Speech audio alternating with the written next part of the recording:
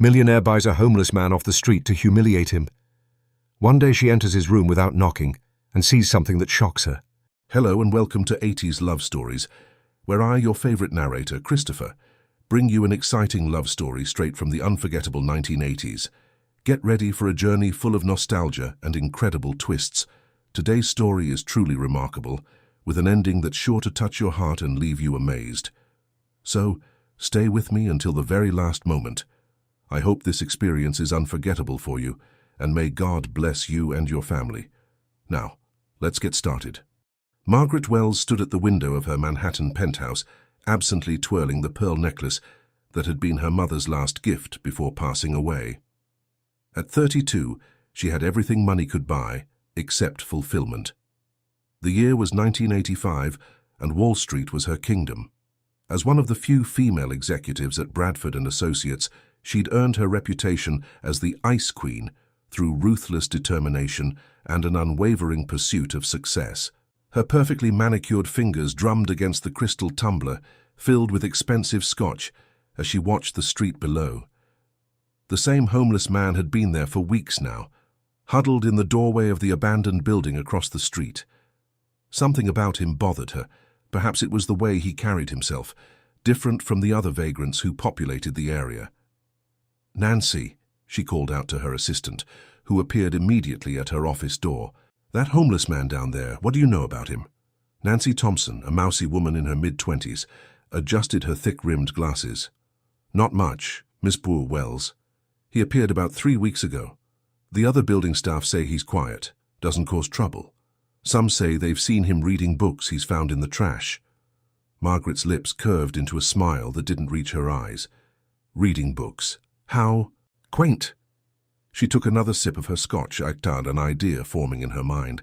"Nancy, I want you to bring him up here. Offer him $100. "Miss Wells?" Nancy's voice quavered with uncertainty. "You heard me. I'm feeling charitable."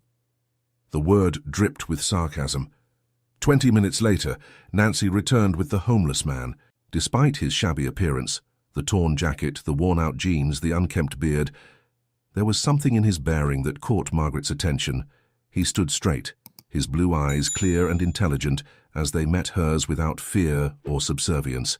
"Charles Preston," he introduced himself, his voice surprisingly cultured. "Your assistant says you have a proposition for me?" Margaret circled him slowly, like a shark sizing up its prey. "Indeed. I have a little, experiment in mind.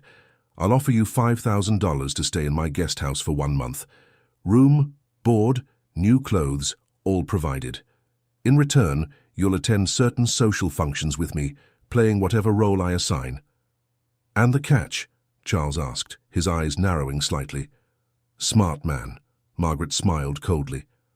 "The catch is that you'll have to follow my rules, do exactly as I say, and understand that this is purely a business arrangement.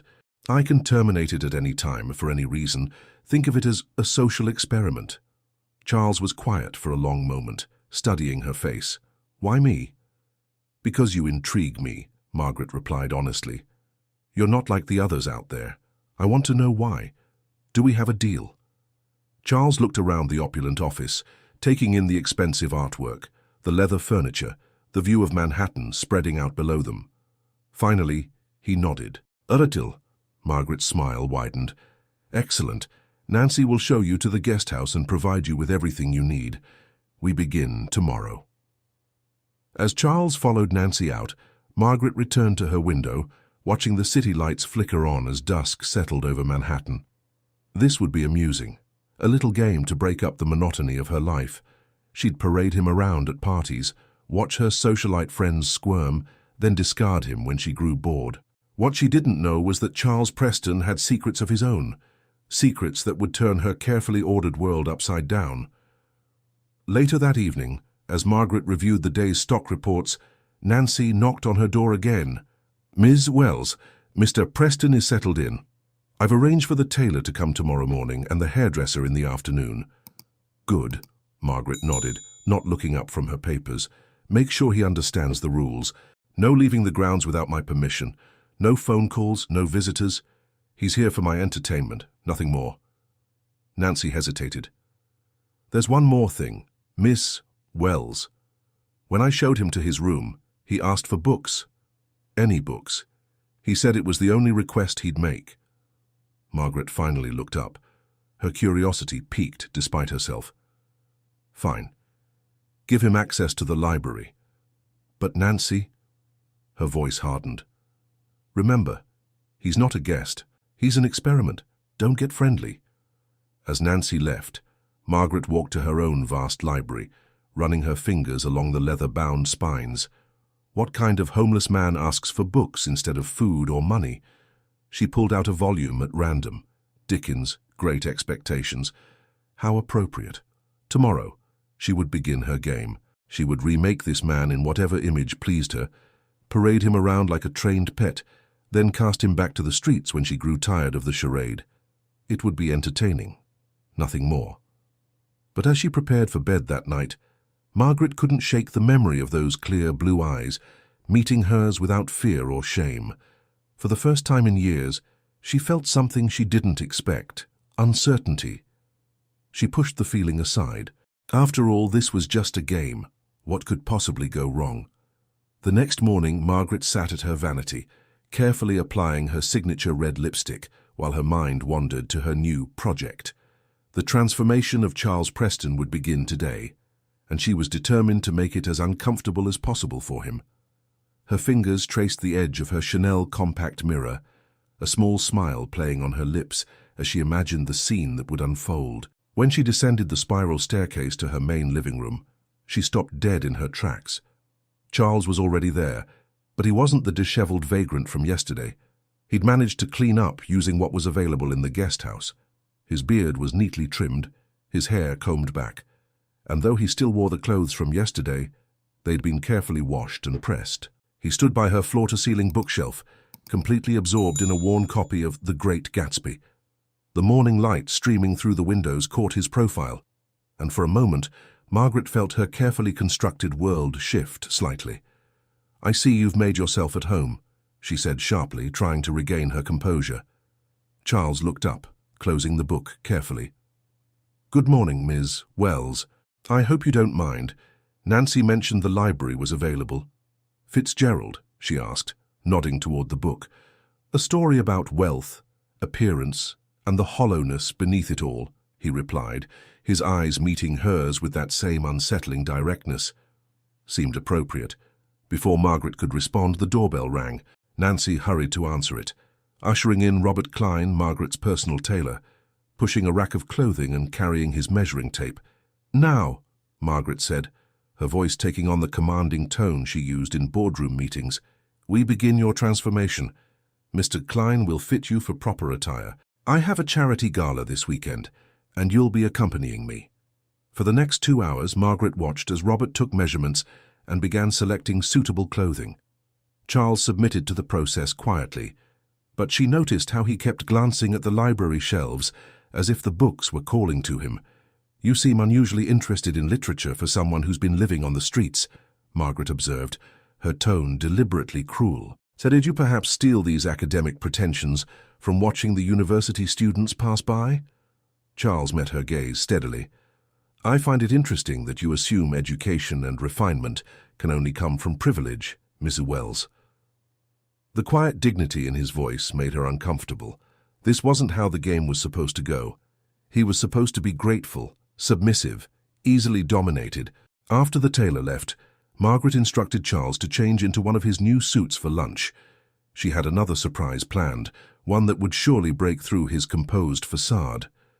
When he returned, wearing a charcoal grey suit that fit him perfectly, Margaret felt that same unsettling shift in her reality. He moved with natural grace, as if he'd worn fine clothing all his life. "Sit," she commanded, gesturing to the dining room table where Nancy had laid out an elaborate lunch. "Let's see if you remember which fork to use." To her increasing frustration, Charles navigated the formal table setting with ease. His manners were impeccable, his conversation measured and intelligent. They discussed everything from current events to classical literature, and with each passing moment, Margaret felt her control of the situation slipping. Who are you really?" she finally demanded, setting down her wineglass with more force than necessary. Exactly who I appear to be, Charles replied calmly. A man who's fallen on hard times. The question is, Ms. Wells, who are you really? Margaret stood abruptly, her chair scraping against the hardwood floor. I think that's enough for today. Nancy will show you back to the guest house. The hairdresser will arrive at 3. As she watched him leave, Margaret fought against a growing sense of unease. She'd wanted to humiliate him, to prove her power over someone less fortunate. Instead, she felt like she was the one being studied, being judged. Later that evening, unable to sleep, Margaret made her way to the guest house. She told herself she was just checking to ensure he hadn't stolen anything. As she approached his door, she heard the soft sound of classical music playing on the old radio she'd forgotten was there. She was about to knock when she noticed his door was slightly ajar. Peering through the crack, she saw Charles sitting in the armchair, reading by lamplight. Beside him was a notebook, and he appeared to be writing something. Margaret leaned closer, trying to see what he was writing, when suddenly the floorboard beneath her foot creaked. Charles looked up sharply, but Margaret had already pulled back, her heart pounding. As she hurried back to her house, her mind raced. What was he writing? Why did he seem so cultured? And most disturbing of all, why did she care? In her bedroom, Margaret poured herself a generous glass of scotch and walked to her window. The city sparkled below, but her eyes were drawn to the guest house. A light still burned in his window, and she could see his silhouette moving about. What are you hiding, Charles Preston? She whispered to herself. And what game are you really playing? She didn't sleep well that night, haunted by questions she couldn't answer, and the unsettling feeling that her perfect plan was spiraling out of her control. Tomorrow was another day, another chance to regain the upper hand. But deep down, Margaret was beginning to wonder who was really being transformed in this experiment. The night of the charity gala arrived with all the glitter and pomp that 1985 Manhattan could muster. Margaret stood in her foyer, wearing a burgundy Valentino gown that had cost more than most people made in a month. Her fingers nervously adjusted the string of pearls at her neck, a habit she'd developed whenever she felt unsure of herself, which was happening more frequently since Charles Preston entered her life. The past few days had been unsettling. Charles had taken to spending hours in her library, and sometimes she'd catch him writing in that mysterious notebook of his. Despite her best efforts to treat him like a puppet in her game, he maintained an air of dignity that both infuriated and intrigued her. The sound of footsteps made her turn. Charles descended the main staircase in his new tuxedo, and Margaret felt her breath catch. The transformation was complete, at least on the surface. Gone was any trace of the homeless man from the street. In his place stood someone who could easily have been born into her world of privilege and power. "You clean up well," she said, trying to keep her voice cold. "Remember your role tonight. You're to be seen, not heard. I want to see how long it takes my friends to realize I've brought a homeless man as my escort." Charles adjusted his bow tie, regarding her with those unnervingly steady blue eyes. "And what makes you think they'll realize anything of the sort?" Before she could respond, Nancy appeared with their coats. The ride to the Plaza Hotel was silent, thick with unspoken tension. Margaret kept stealing glances at Charles, who sat quietly watching the city lights pass by outside the limousine window. The Plaza's grand ballroom was already filled with New York's elite when they arrived. Margaret immediately spotted her longtime rival, Michael Davidson, watching their entrance with poorly concealed interest. She steered Charles toward the bar, determined to show off her project. "Margaret, darling," Michael approached, champagne in hand. "Who's your mysterious escort?" "Charles Preston," Charles answered before Margaret could speak, his voice smooth and cultured. "A pleasure to meet you, Mr. Davidson. I followed your company's recent expansion into telecommunications with great interest. Rather risky in the current market, wouldn't you say?" Margaret watched in astonishment as Charles engaged Michael in a detailed discussion about market trends and investment strategies. Michael seemed equally impressed, completely unaware he was speaking to someone who, just days ago, had been sleeping in a doorway. Throughout the evening, Charles moved through the crowd with natural ease, discussing art with museum curators, debating philosophy with university deans, and charming elderly socialites with his old-world manners. Margaret's plan to humiliate him was backfiring spectacularly. "He's absolutely wonderful, Margaret." Nancy Blackwood, one of her oldest friends, gushed. "Where have you been hiding him? And why haven't you mentioned him before?" Margaret forced a smile, watching as Charles discussed a Monet painting with the museum's chief curator. "He's new in town." Later, during dinner, she found herself seated beside him, acutely aware of his presence. The orchestra began playing Moon River, and couples moved to the dance floor. "Shall we?" Charles asked, standing and offering his hand. Margaret wanted to refuse, but too many eyes were watching. She allowed him to lead her to the dance floor, where he proved to be an excellent dancer as well. "Who taught you to dance like this?" she asked, unable to contain her curiosity any longer. "My mother," he replied softly. "She believed every gentleman should know how to waltz." "And where is she now?" "Gone," he said simply, his eyes distant. "Like many things in my life." As they danced, Margaret found herself studying his face, trying to reconcile the man before her with the homeless person she'd brought in as a cruel joke. There was something in his eyes, a depth of experience, of loss perhaps, that spoke of a story she was beginning to want to understand. The evening ended with Margaret's plan in shambles. Instead of humiliating Charles, she'd watched him become the hit of the party. As they rode home in silence, she noticed him writing again in that notebook. "What are you always writing?" she asked, unable to contain herself. Charles looked up, a slight smile playing at his lips. "Stories, Miss Wells. Everyone has one, even you." Back at home, Margaret watched from her window as Charles walked to the guest house. Something was very wrong with this situation. He wasn't playing his part in her game. Instead, she felt increasingly like a player in a game she didn't understand. That night, unable to sleep, Margaret made her way to her library. She found herself drawn to the books Charles had been reading, pulling them from the shelves one by one. As she did, a piece of paper fluttered to the floor. It was a newspaper clipping, yellowed with age. Margaret picked it up, and what she saw made her blood run cold. The photograph in the article showed a much younger Charles Preston, standing beside a distinguished-looking older man. The headline read, "Preston Family Fortune Lost in Market Crash." Margaret sank into a nearby chair, her hands shaking as she read the article. Suddenly, Charles's refined manners and extensive knowledge made sense, but it didn't explain why he'd ended up on her street or why he'd agreed to her cruel game. As she stared at the photograph, Margaret realized she'd made a terrible mistake. She wasn't the one in control of this situation. She never had been. The question was, what was Charles Preston's real game? The morning after discovering the newspaper clipping, Margaret sat in her office, barely concentrating on the quarterly reports in front of her. The article had revealed that Charles Preston had once been the heir to Preston Publishing, one of the largest publishing houses in New York during the 1970s. The company had collapsed in the market crash of 1980, but the details were vague. Her intercom buzzed. "Miss Wells." Nancy's voice was hesitant. "There's something you should see." Margaret found Nancy in the library, holding another newspaper clipping she'd discovered while cleaning. This one was more recent, dated just 2 years ago. Preston Publishing Archives sold at auction. The article mentioned rare manuscripts and first editions being sold to private collectors. "There's more," Nancy said quietly. "I did some research. After the company collapsed, Charles Preston disappeared completely. Some people thought he'd moved to Europe.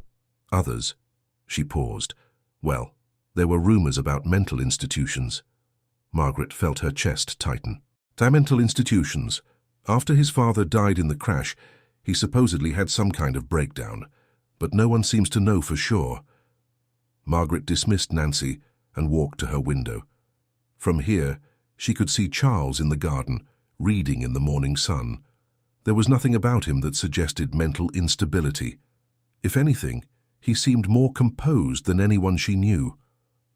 Making a decision, Margaret grabbed her car keys. She needed answers. The New York Public Library's newspaper archives were housed in a basement room that smelled of old paper and time. Margaret spent hours going through microfiche records, piecing together the story of Preston Publishing's collapse. What she found made her blood run cold. The company hadn't just collapsed, it had been deliberately destroyed. A series of hostile takeover attempts, orchestrated by none other than Bradford and Associates, her own firm, had forced Preston Publishing into increasingly desperate measures. The final blow had come when Bradford's CEO, Richard Bradford, had called in loans that the company couldn't possibly repay. Margaret remembered Richard Bradford mentioning the Preston case in her early days at the firm. He'd called it his masterpiece of corporate raiding. She found more articles about Thomas Preston, Charles's father, who had indeed died during the collapse, not from the stress, as was widely reported, but from suicide. The last article she found showed a photograph of a young Charles at his father's funeral, his face a mask of grief and something else, determination. When Margaret returned home that evening, she found Charles in his usual spot in the library. He looked up as she entered, and something in her face must have given her away. "You've been doing research," he said quietly, closing his book. "Why are you here?" Margaret asked, her voice barely above a whisper.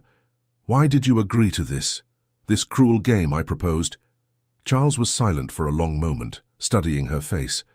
Finally, he stood and walked to one of the bookshelves, running his fingers along the spines of the books. "First, do you know what happens to rare books and manuscripts when a publishing house collapses?" he asked, his voice distant. "They get scattered to the winds. Private collectors, auctions, libraries. Some simply disappear." He turned to face her. "My father built his collection over 40 years, first editions, signed copies, original manuscripts. When your firm forced us into bankruptcy, everything was sold off. Everything except—" He reached into his jacket and pulled out his notebook. Margaret had assumed it was a journal, but now she saw it was much older, its leather binding cracked and worn. "This was my father's most prized possession," Charles said, opening the notebook carefully. "The original manuscript of a novel that was never published. The author died before it could be finished. My father always said it would have changed American literature if it had seen the light of day." Margaret stepped closer, drawn by the intensity in his voice. "The manuscript disappeared during the bankruptcy proceedings," Charles continued. "But I traced it here to this house. Richard Bradford bought it at auction, and when he died last year, his entire collection was sold to various buyers, including you." Margaret felt the room spin slightly. "You're saying, I spent the last 2 years searching for this manuscript.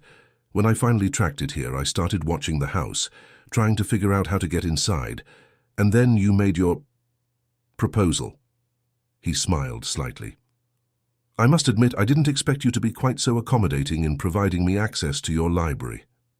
Margaret sank into a nearby chair, her mind reeling. "So this whole time, you've been searching my library?" "Yes." Charles's voice was quiet but firm. "This manuscript was my father's legacy, the one thing he asked me to protect. I failed him once. I won't fail him again." "Why didn't you just ask? Make an offer to buy it?" Charles's laugh was bitter. "With what money? Your firm took everything. My home, my inheritance, my father's life's work. I have nothing left to bargain with." Margaret looked at him, really looked at him, seeing for the first time the weight of loss and determination in his eyes. She thought about her own father, who had died when she was young, leaving her nothing but the pearl necklace she now wore constantly. "Have you found it?" she asked softly. Charles shook his head. "Not yet, but it's here." "I know it is." Margaret stood up, smoothing her skirt with trembling hands. "Well then, Mr. Preston, perhaps we should look together." Charles stared at her, clearly surprised by her offer. "Why would you help me?" Margaret touched her pearl necklace, thinking of her own father, of legacy, of the things that matter more than money and power. "Because," she said quietly, "some games aren't worth winning." As they stood there in the library, surrounded by books and shadows of the past, Margaret felt something shift between them. The game she'd started had become something else entirely, something neither of them had expected.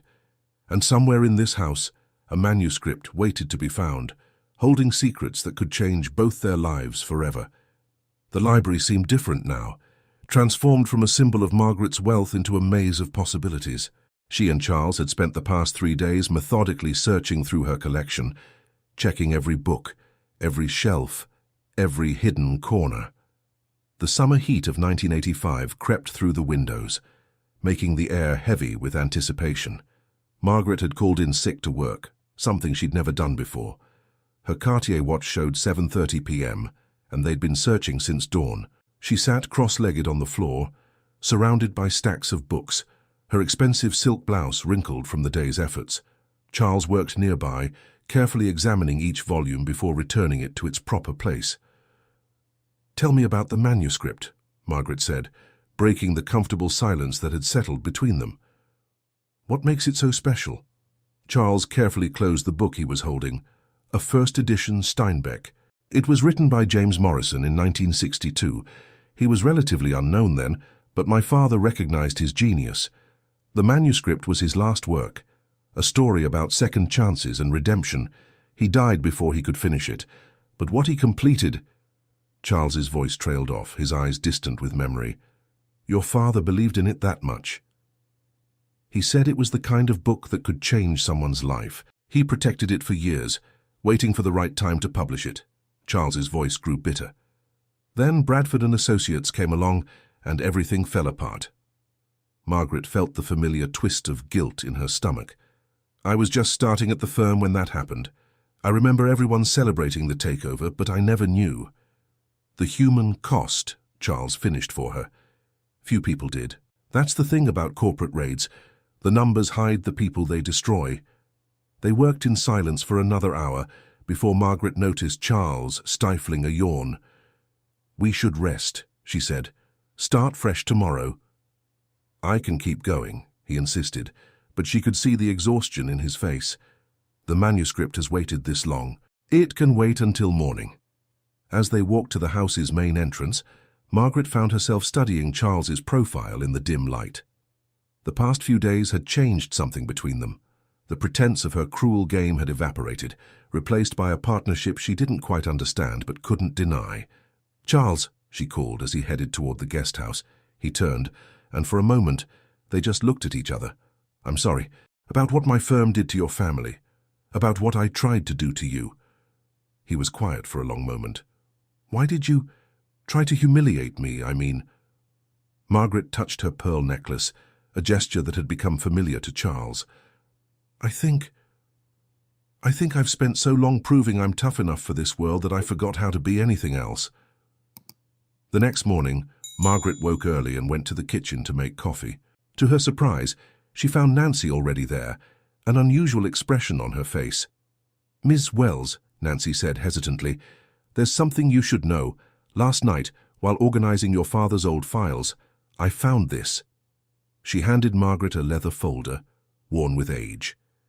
Inside, Margaret found correspondence between her father and Thomas Preston, Charles's father, dating back to the 1970s. They had been friends, she realized with growing shock. The letters spoke of their children, their hopes for the future, their shared love of literature.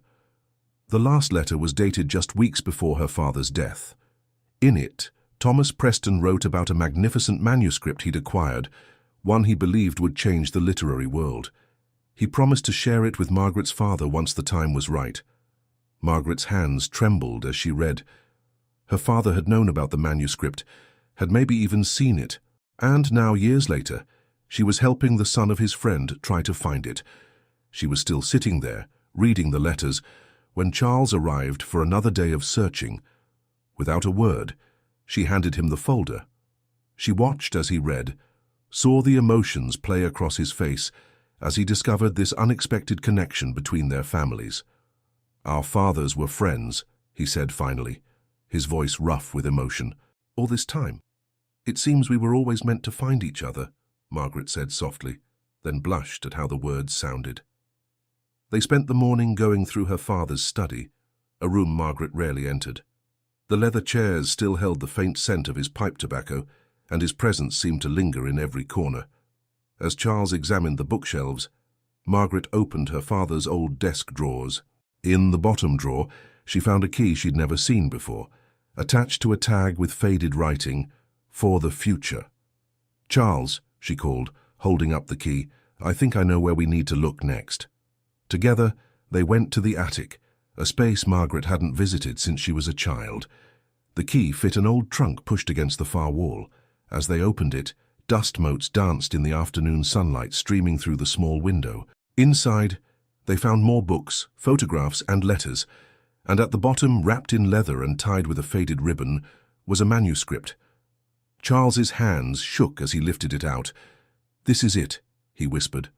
"My father's handwriting. This is Morrison's manuscript." As they sat there in the dusty attic, surrounded by the past, Margaret watched Charles carefully open the manuscript. His eyes filled with tears as he read the first page, and without thinking, she reached out and took his hand.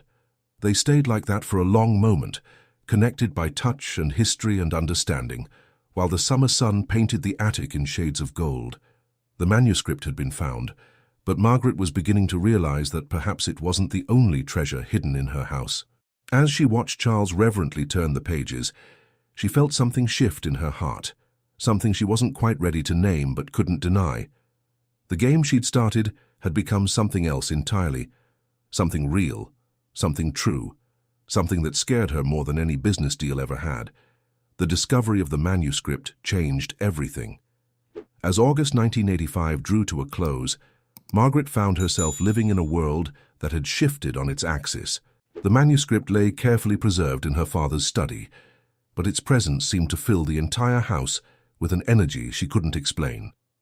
Charles had spent the past week meticulously examining every page, often working late into the night. Margaret would find him in the study, surrounded by notes, his face illuminated by the warm glow of the desk lamp. Sometimes she'd bring him coffee, and they'd talk for hours about literature, life, and the strange twists of fate that had brought them together. One particularly warm evening, Margaret sat in her father's leather chair, watching Charles work. He'd removed his jacket, and his shirt sleeves were rolled up to his elbows. There was something intimate about seeing him like this, absorbed in his passion. "Read me something," she said suddenly. Charles looked up, surprised. "From the manuscript, I want to hear it." He hesitated, then picked up the first page. His voice was soft but clear as he began to read. "Time has a way of revealing truth, like water wearing away stone. What we hide in moments of pride or fear eventually surfaces, demanding to be acknowledged." Margaret closed her eyes, letting the words wash over her. The story was beautiful, haunting, filled with themes of redemption and second chances. As Charles read, she understood why his father had treasured it so much. "Your father was right," she said when he finished the chapter. "This could change lives." "It already has," Charles replied quietly, looking at her with an intensity that made her heart skip. The next morning, Margaret was surprised to find Nancy waiting for her in the kitchen, clutching a newspaper with trembling hands. "Ms. Wells, you need to see this," Nancy said, spreading the paper on the counter. The business section featured an article about Bradford and Associates. Richard Bradford's son, Robert, had taken over as CEO after his father's death, and he was making waves. The article mentioned his determination to finish his father's work, and specifically referenced the Preston publishing takeover as a model for future acquisitions. Margaret felt her blood run cold. At the bottom of the article was a quote from Robert Bradford.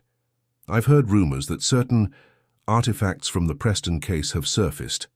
I want to assure our shareholders that we're taking steps to secure all relevant materials." She immediately called Charles, who was in the guest house. When he arrived and read the article, his face went pale. "He knows," Charles said quietly. "Somehow he knows about the manuscript." "But how?" Charles ran a hand through his hair, a gesture Margaret had come to recognize as a sign of distress. "The rare book community is small. Word must have gotten out that I was searching for it." "What does it matter to him?" Margaret asked. "It's just a manuscript. It's more than that." Charles sat heavily in a kitchen chair. "The manuscript. There's something I haven't told you. Something my father wrote in the margins." He pulled out his notebook and opened it to a page filled with his neat handwriting. "I've been transcribing my father's notes. He didn't just acquire the manuscript. He was investigating Bradford and Associates. He believed they were involved in illegal activities, using hostile takeovers to cover up financial fraud." Margaret leaned against the counter, her mind racing. And he documented it in the manuscript's margins. Charles nodded. In a code he and Morrison developed. That's why Bradford wanted it destroyed during the takeover, but my father managed to hide it first. And now Robert Bradford wants to finish what his father started, Margaret said, understanding dawning. He wants to destroy the evidence. Just then the doorbell rang.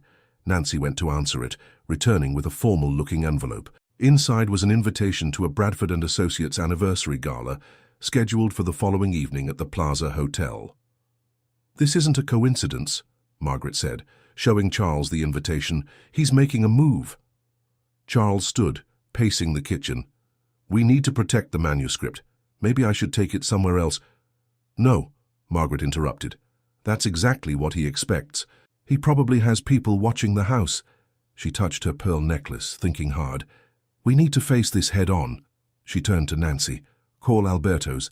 I need a new dress for tomorrow night. Something unforgettable." Looking at Charles, she added, "And you'll need a new tuxedo." "You want to go to the gala?" Charles asked, incredulous. "We're going to give Robert Bradford exactly what he expects, a chance to confront us. But we'll be ready." The rest of the day was a flurry of activity. Margaret called in favors from old friends, setting pieces in motion. By evening, she had a plan. That night, unable to sleep, she went to the library.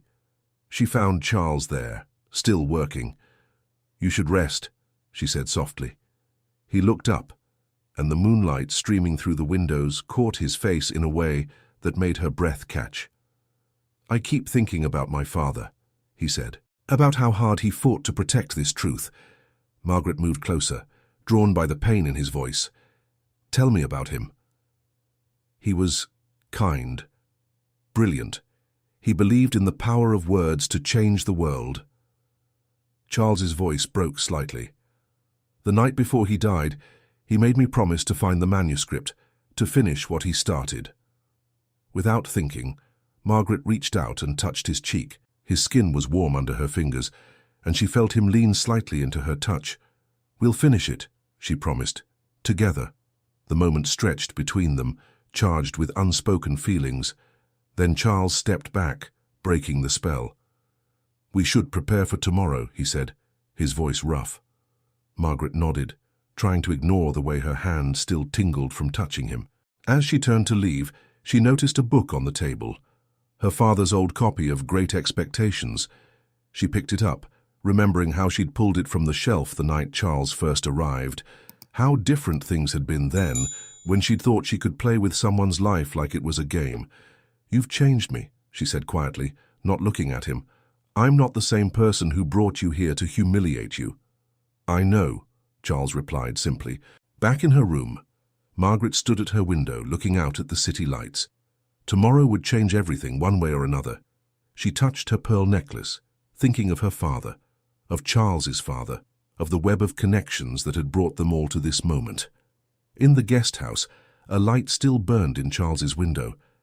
Margaret watched his shadow move across the curtains, feeling an ache in her chest she couldn't explain. The manuscript had been found, but Margaret was beginning to realize that perhaps she had found something even more precious, something she'd never known she was looking for until Charles Preston walked into her life. Tomorrow would be a battle. But tonight, in the quiet darkness of her room, Margaret finally admitted to herself what she'd been trying to deny. She was falling in love with the man she'd once tried to destroy. The irony of it made her smile, even as fear for what tomorrow might bring tightened around her heart. They had the manuscript, they had the truth, and they had each other. She could only hope it would be enough. The morning of the Bradford and Associates Gala dawned bright and clear, the late August sun painting Manhattan in shades of gold. Margaret stood in her bedroom, examining her reflection in the full-length mirror. The new dress, and a deep midnight blue that seemed to catch every light, was perfect. Her pearl necklace lay against her throat, a reminder of everything that had brought her to this moment. Nancy appeared in the doorway, her face tense with worry. "Ms. Wells, the security team you requested is in place, and—" She hesitated. "There's something else. I've been doing more research about Robert Bradford. He's been selling off company assets, moving money around. It looks like he's preparing for something big." Margaret nodded, sliding a small recording device into her evening bag. "He's planning to run," she said, "just like his father did when things got tough, but not before he tries to tie up loose ends, like us." Downstairs, she found Charles waiting in the foyer. The sight of him in his tuxedo made her heart skip. But there was something else in his appearance that caught her attention. He was wearing a tie pin she recognized. It had belonged to his father, one of the few possessions he'd managed to keep. "Ready?" she asked, trying to keep her voice steady. "As I'll ever be," he replied, offering his arm. The ride to the plaza was tense with anticipation. They had gone over the plan repeatedly, but both knew that anything could happen. Margaret found herself studying Charles's profile in the dim light of the limousine, memorizing every detail. "Charles," she said softly, "whatever happens tonight?" He turned to look at her, his eyes intense. "Whatever happens, we face it together." The Plaza Hotel blazed with light, its entrance crowded with New York's elite. As they stepped from the limousine, Margaret felt the weight of dozens of eyes upon them. Word had spread about her unusual houseguest, and the gossip mill had been working overtime. Robert Bradford stood at the top of the grand staircase, greeting guests with practiced charm. His smile froze when he saw them, though he quickly recovered. "Margaret," he said, kissing her cheek with false warmth. "And Mr. Preston, what an unexpected pleasure." "Robert," Margaret replied coolly, "lovely party. Your father would have been proud." The barb hit home. She saw it in the slight tightening around his eyes. "Yes, well, he taught me everything I know about taking care of business." The threat in his words was barely veiled. Charles stiffened beside her, but Margaret squeezed his arm gently. They made their way into the ballroom, which had been transformed into a glittering tribute to 1980s excess. Crystal chandeliers sparkled overhead, while a live band played soft jazz. Margaret recognized many faces from her years in high finance, some friends, some enemies, all potential witnesses to whatever was about to unfold. "He'll make his move soon," Charles murmured, accepting 2 champagne flutes from a passing waiter. "He won't want to wait." As if on cue, Robert Bradford appeared at their side, flanked by 2 men Margaret recognized as his personal security team. "Perhaps we could step into my private office. I believe we have some matters to discuss." Margaret smiled sweetly. "Of course, lead the way."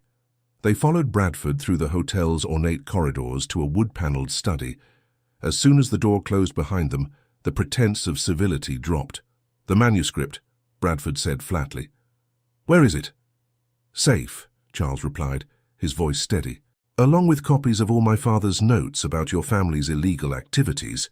Bradford laughed, but there was no humor in it. "Notes from a disgraced businessman who killed himself. Who would believe them?"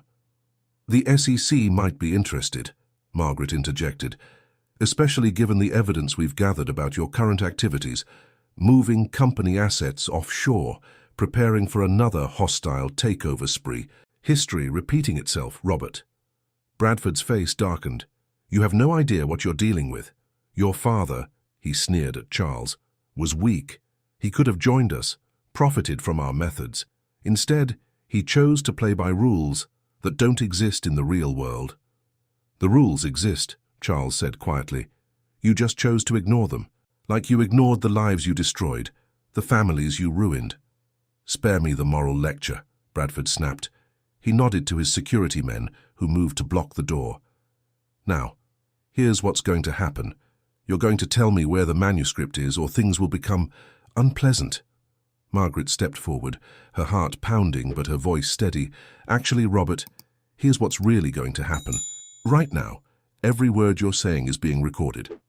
And if anything happens to us, that recording, along with all the evidence we've gathered, will go directly to the SEC, the FBI, and every major newspaper in New York." She opened her evening bag, showing the recording device. Bradford's face went pale. "You're bluffing," he whispered.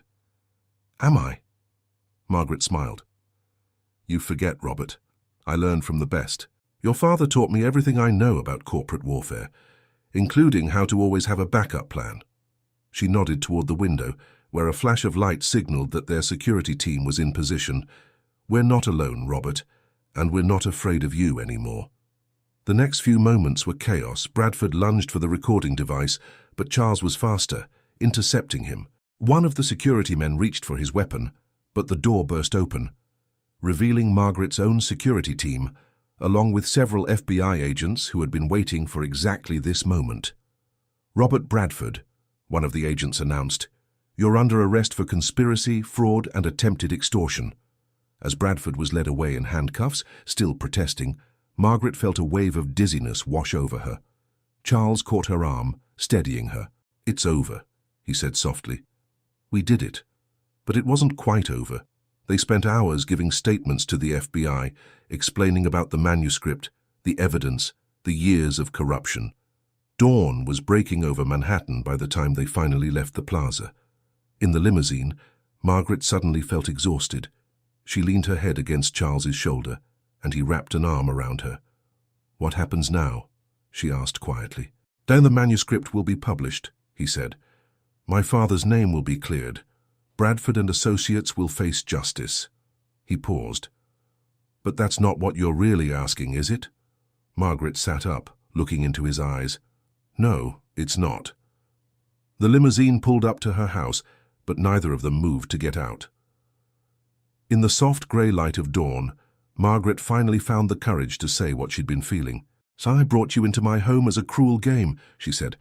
"I wanted to prove something, to myself, to the world, I don't know. But somewhere along the way, you changed everything. You changed me." Charles reached up, gently touching her pearl necklace. "Your father and mine were friends," he said softly. "Maybe they knew something we didn't. Maybe some stories are written long before we realize we're part of them." "Charles," Margaret whispered, "I don't want you to leave." Instead of answering, he leaned forward and kissed her. It was gentle, almost hesitant at first, then deepening with all the emotion they'd held back for so long.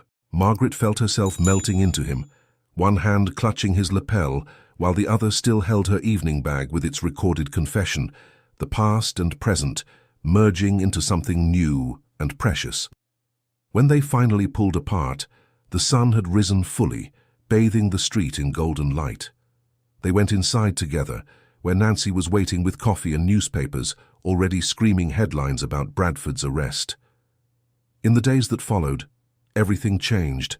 The manuscript was published to critical acclaim, with Charles's father's notes included as an appendix, exposing decades of corporate corruption while celebrating the power of truth and literature. Bradford and Associates was restructured, with Margaret taking a leading role in transforming it into something more ethical, more human. Charles moved from the guest house into the main house, bringing with him his books, his father's tie-pin, and his unwavering belief in the power of words to change lives. They were married in the library, where they had searched for the manuscript, surrounded by books and friends and the ghosts of fathers who had, perhaps, known all along that their children would find each other. Years later, Margaret still wore her pearl necklace, but now it shared space with a simple gold chain that matched Charles's. The manuscript sat in a place of honor in their library, its pages slightly worn from being read again and again. Sometimes, on quiet evenings, they would read it together, remembering how a cruel game had transformed into the truest thing either of them had ever known. The story of the homeless man and the wealthy woman became something of a legend in Manhattan society. But few knew the whole truth.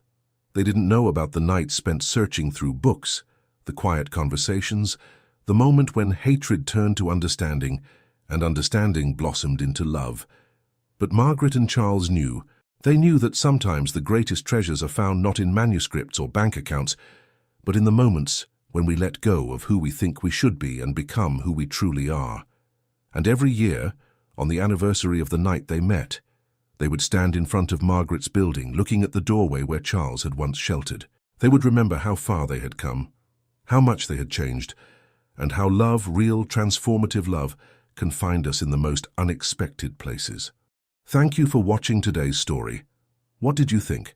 I'd love to hear your thoughts in the comments below. If you enjoyed it, don't forget to give it a big thumbs up, share it with your friends, and subscribe to the channel to relive the magic of the 80s every day with our heartfelt stories.